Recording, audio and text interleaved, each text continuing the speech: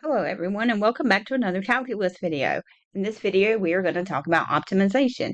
So our goal is to optimize something, and when we optimize we're trying to minimize something. Maybe we're like trying to minimize cost, or we're trying to maximize something such as maximize area or maximize volume. And we're going to be given a set of constraints to help us formulate an equation that models the situation that's going on. And anytime we think about minimizing or maximizing, we can use that first derivative test. And that will tell us where we have mins and maxes. So let's look at a few examples. We have a rectangular garden that's going to be constructed using a rock wall on one side of the garden and wire fencing on the other three sides. We have 100 feet of wire fencing. We want to determine the dimensions that would create a garden of maximum area. So we're looking to maximize area.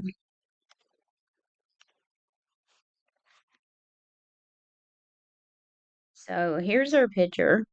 So there's our rock wall, and we've got the three sides. So we know the perimeter here is going to consist of these three sides. So I have x plus y plus x, which is 2x plus y. We want to maximize area. The area of this rectangular figure would be x times y.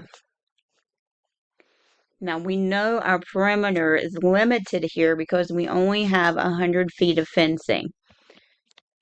So that 2x plus y is equal to 100. So this is the constraint we have. This is what we're trying to minimize or maximize.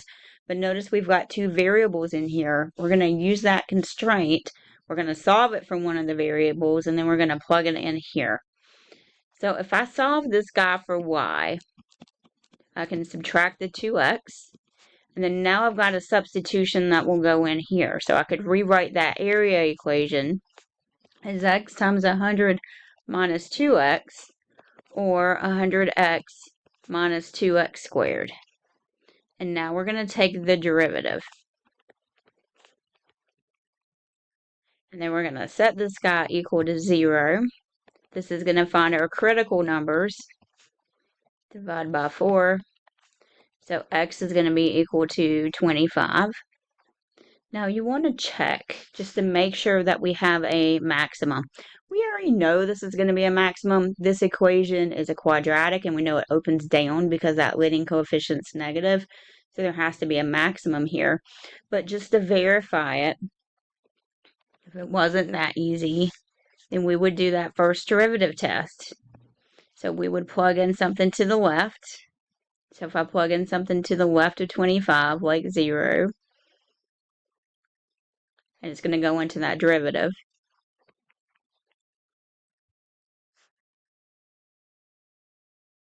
I'm going to get out a positive. And if we plug in something bigger than 25,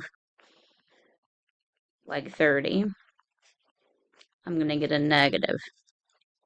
So we're increasing, decreasing. That tells us that we're going to have a maximum at 25. So the maximum is going to happen at x equals 25. And we could figure out y from there. We know y is 100 minus 2 times x, which is going to give us 50. So our max area is 25 times 50. 25 times 50 is 1,250, and this would be in square feet.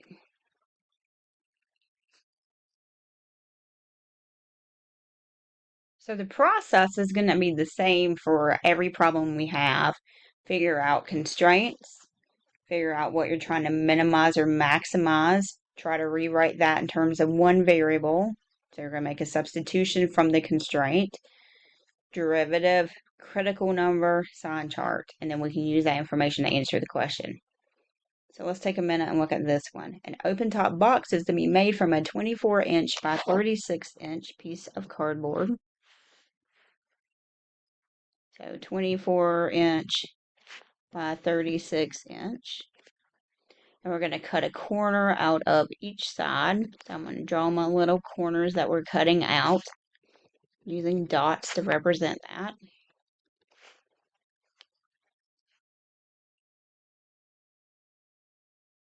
And we don't know how much we're cutting out, so I'm just going to call it X. We want to know the size that has to be cut out of each corner to maximize area. So my constraint is the size of this piece of paper. Now I know if this side is 24 inches and this side is 24 inches, if I cut X out here and X out here, then what's left is 24 inches, which is the whole thing, minus X, which is a minus 2 times X. Same thing here. This side is 36, and if I cut out X here and X here, then what's left is going to be 36 minus 2 times X. So when I fold this guy up, it's going to have a height of X. It's going to have a length of 36 minus 2X. And then this side is going to be, the width is 24 minus 2X. So there's my volume equation. Now I'm going to multiply everything out. I'm going to do some fancy math. What's FOIL? 36 times 24 is 864 minus 72X minus 48X plus 4X squared.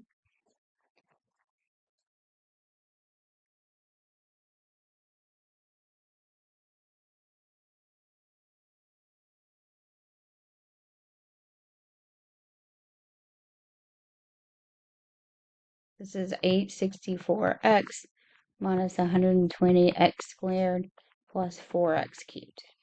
So there's my volume equation. Now let's take the derivative.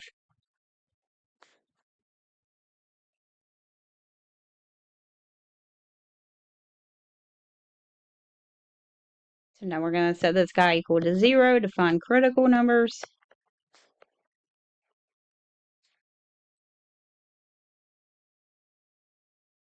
I'm going to factor a 12 out. Let's see if 864 is divisible by 12. Yep, it sure is. So we get 72 here. 240 divided by 12 is 20. So then when I divide both sides by 12, I am going to write this in descending order here, standard form for a polynomial. Now, if we don't know if it factors, we could always use the quadratic formula. So let's review that. Negative b plus or minus square root b squared minus 4ac all over 2a. So we have negative b, opposite of b, plus or minus square root. If I take negative 20 and square it, I'm going to get 400. A is now 1, C is now 72, divided by 2 times 1. So pulling that 12 out, make these numbers smaller, which would make this a little bit nicer to deal with.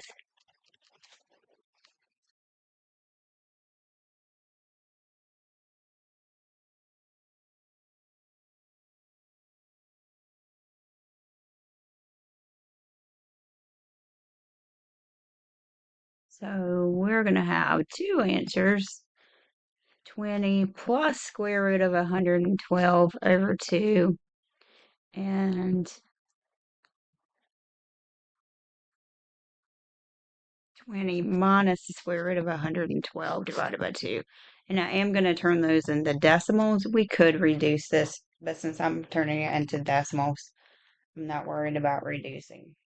So 20 plus the square root of 112 divided by 2 is 15.29. 20 minus the square root of 112 divided by 2 is 4.71. Okay, so the 15 is going to be too big. And we can see that right off the bat. If we were to plug 15 in here, we would end up with a negative value, and that's just not going to make a whole lot of sense in this problem. So the answer has to be this one. Now we can verify that by using that first derivative test. So my volume equation is going to go, or this is the first derivative of the volume equation. So I've got 4.71 and I've got 15.29. I'm plugging test values into that derivative. And I'm going to do this off screen. So I've got 864 minus 240x plus 12x squared. So if I plug in 0, I'm going to get a positive. If I plug in 5, I get a negative. And if I plug in 16, I get a positive. So you can see how we're increasing, then decreasing. So this is going to be a maximum, but then we're decreasing, then increasing. This guy is a minimum. And our goal is to maximize area. So our maximum area occurs, and x is equal to 4.71. So let's talk about the side lengths. Or let's talk about, we'll call it dimensions.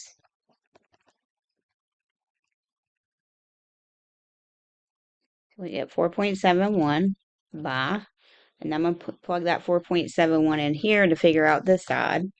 So 36 minus 2 times 4.71 is 26.58.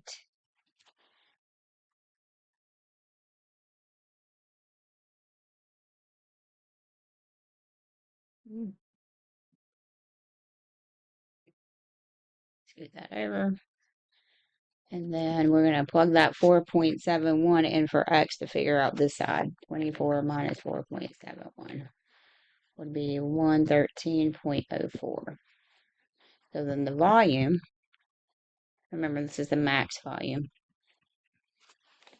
So 4.71 times 26.58 times 113.04 would be 14,151.68. And that would be in cubic inches.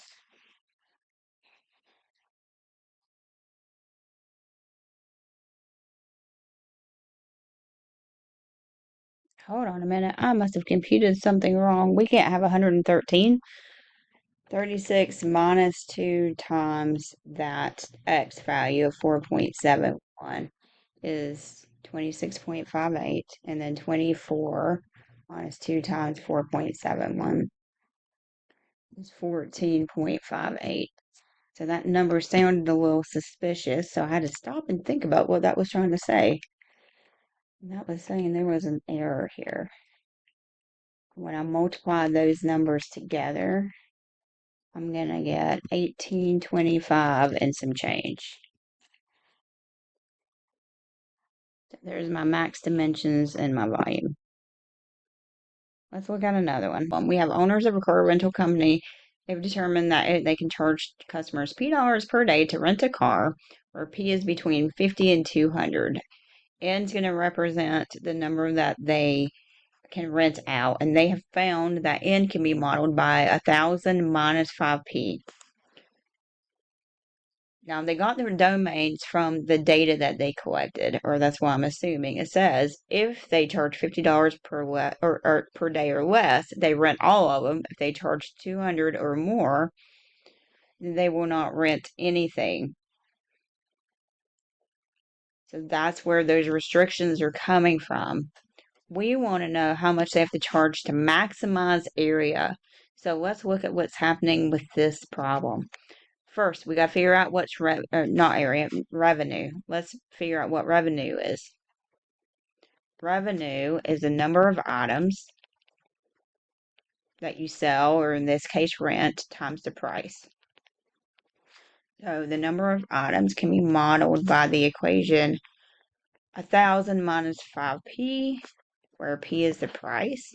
So my revenue equation is 1,000P minus 5P squared. That's what we're trying to maximize. That's what we're going to take the derivative of.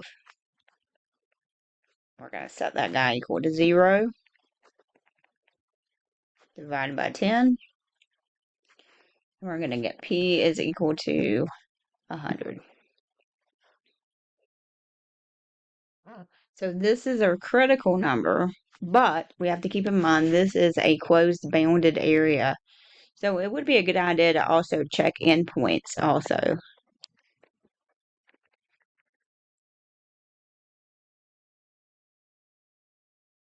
Because remember, on a closed interval, you are guaranteed to have both a minimum and a maximum. So we're going to find those y values. I'm going to plug in the 100 from our critical number. I'm going to plug in the endpoints of 50 and the endpoints of 200. It's going into my revenue equation, so it's going in here. And I'm going to do this off screen on my calculator. So my revenue equation is 1000p minus 5p squared. If I plug in 100, I get 50,000. If I plug in 50, I get 37,500. And if I plug in 200, I get 0. So my maximum is happening here. So max revenue is 50,000. And that happens when the price is $100 per day.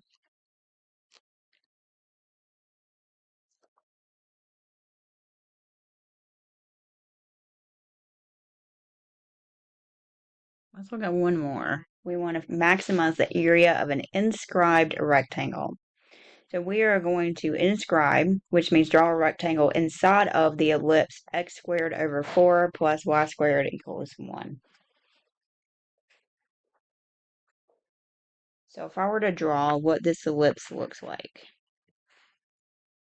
x squared over 4, remember an ellipse is x squared over a squared plus y squared over b squared is equal to 1. So a will give you the distance from the center along the x.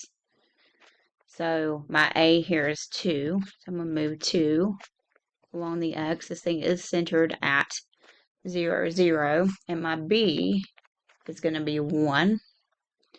So I'm going to move up and down 1 unit along the y from the center. So it's going to find my vertices, and it's going to find that minor axis there. So here's what my ellipse looks like roughly.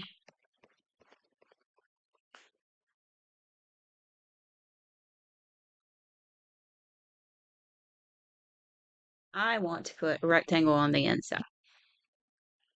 So I'm just going to draw a rectangle. And we want one that's going to have a maximum area.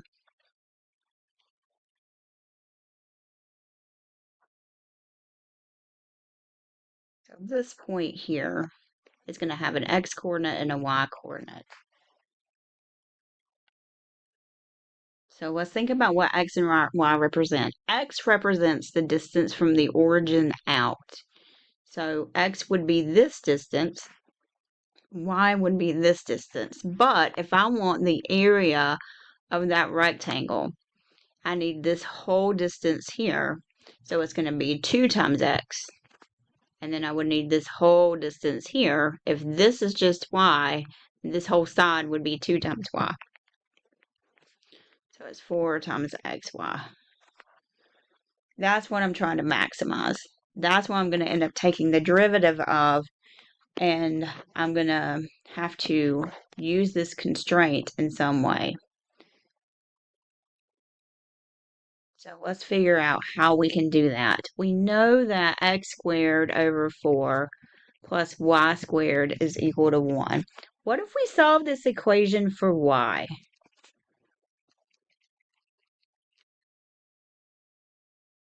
Move that x squared term over, and then I can take the square root.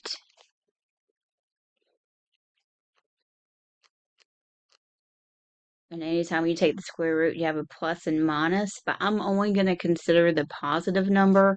If I know this distance here, then I'll know this distance here. I don't care about the coordinate per se, I care about the distance. So that's why I can do that. So now we're going to make a substitution. So I can rewrite that area equation as 2x times y, which is the square root of 1 minus x squared over 4.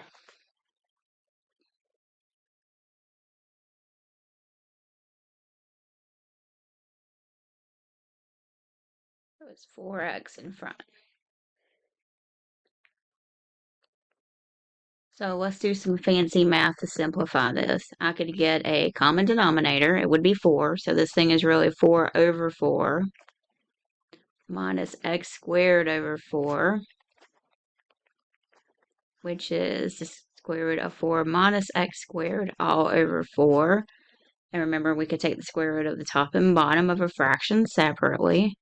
So this is the square root of 4 minus x squared over the square root of 4, which is 2. And that 4 and that 2 is going to reduce, so I have 2x times the square root of 4 minus x squared. So now we've simplified that as far as we can. That's what we're going to have to take the derivative of. So when I take this derivative, this is going to be a product rule. Product rule says it's the first times the derivative of the second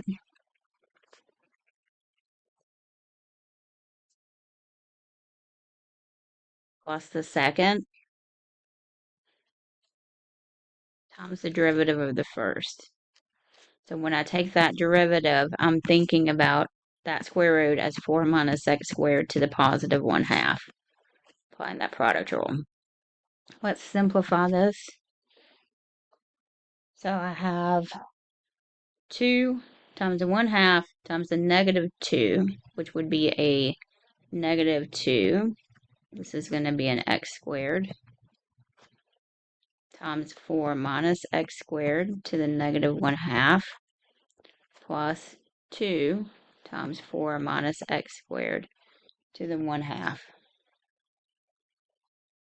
So I could factor out a 4 minus x squared to the negative 1/2. And that's going to leave me with a negative 2x squared plus 2 times 4 minus x squared. You can always double check by thinking about FOILing this back through. And when I multiply these together, it does give me that positive 1/2. So I'm going to have negative 2x squared plus 8 minus 2x squared all over the square root of 4 minus x squared. Let me clean this up a little bit. 8 minus 4x squared over the square root of 4 minus x squared. So there's my derivative. So to find critical numbers, we are going to set this guy equal to 0.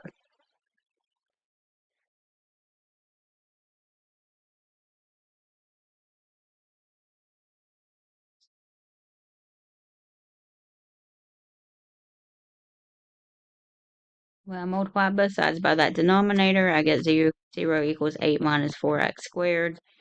So 4x squared has to equal 8, which means that x squared is equal to 2. So x is going to be plus and minus the square root of 2. So these are our critical numbers. So let's do a sign chart for the derivative.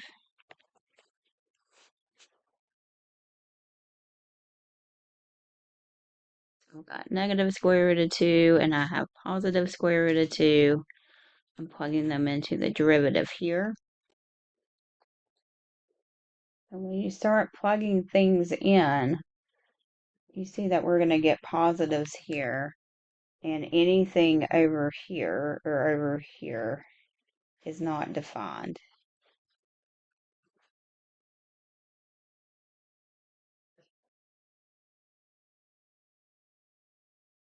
So let's think about what this is trying to tell us logically. We're looking for a distance. The only critical number we got out really was square root of 2. We don't care about the x value. We want the critical value. So I'm going to go back up to my picture here. So this is saying x is going to be equal to square root of 2. That negative square root of 2 is that negative x value here. Remember, I want distance. So if x is going to be square root of 2, let's figure out what y is going to be.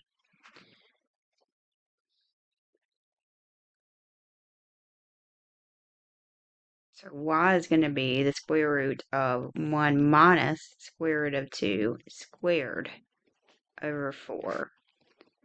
I'm plugging it into this equation. So 1 minus 2 over 4, or 1 minus a half, which would be the square root of a half, which is 1 over square root of 2.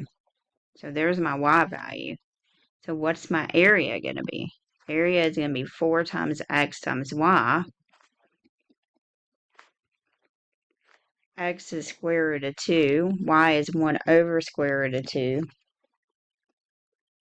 So the area is going to be 4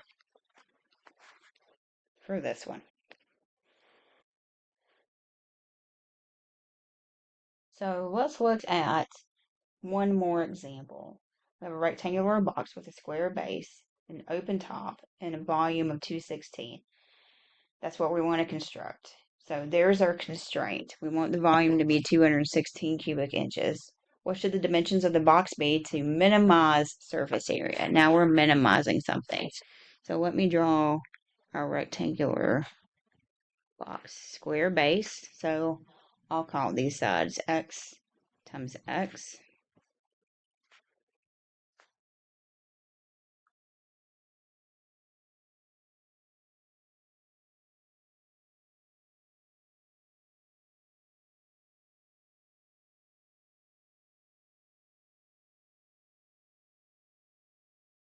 So this is x times x. This is y.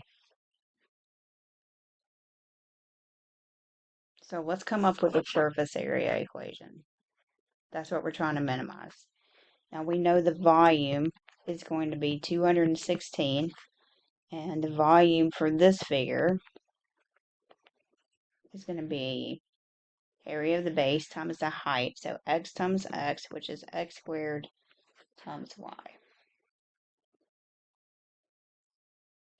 Let's solve it for y. So we're going to have 216 over x squared. Now let's come up with the surface area. Surface area is the area of all the surfaces added together. Keep in mind we are going to have an open top, so we're not going to close in the top. We're not going to cover it. So the base would be x times x, which is x squared. This face would be x times y, and I have 4 of those. So it's 4 times x times y. So my surface area equation, once I substitute, would be equal to x squared plus 4x times y, which is 216 over x squared. So I have x squared plus 4 times 216.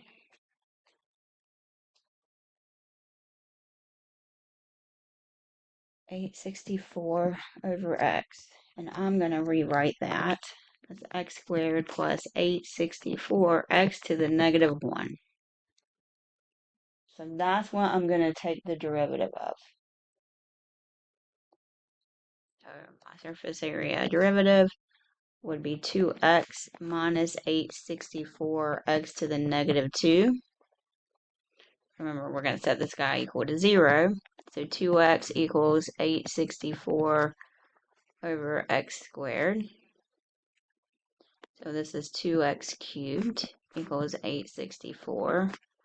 So 2x cubed minus 864 equals 0. So let's factor a 2 out.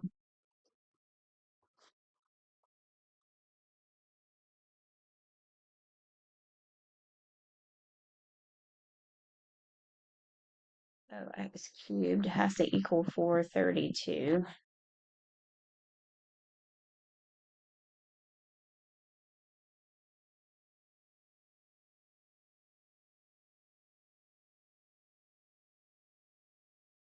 And if I take the cube root of both sides, I get about 7.56 for that. So now that we know that side, let's figure out what y is. And that's going to go back to this guy. Y is 216 over x squared. X was 7.56. So y is about 3.77, 3.78. So let's plug into our surface area equation. surface area was equal to x squared plus 4 times x times y.